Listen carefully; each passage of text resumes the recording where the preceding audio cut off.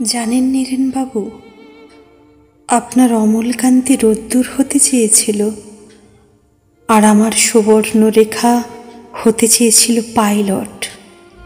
একদিন ক্লাসে জানতে চেয়েছিলাম কে কি হতে চায়। শ্বেতা হতে চেয়েছিল নদী, এখন সে বালুচর। তিস্তা হতে চেয়েছিল নদী, এখন সে পাথর। সায়ন্তী হতে চেয়েছিল নদী, সে এখন ক্যাকটাস।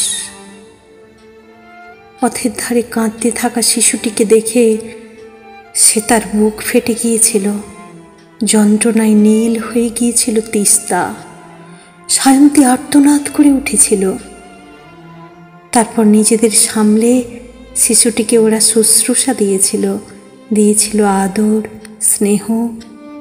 মায়ের কোলে ফিরিয়ে দিয়েছিল শিশুটিকে।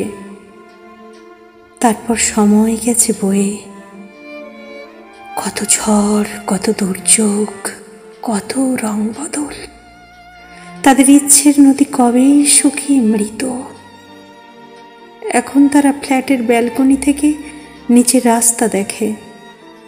পারতপক্ষে রাস্তায় হাঁটে না তারা, যদিও বা হাঁটে, যদিও বা দেখে ফেলে অর্ধনগ্ন বা ছিন্ন নোংরা পোশাক পরিহিত কোনো শিশু। এতটুকু বিচলিত হয় না তাদের মন।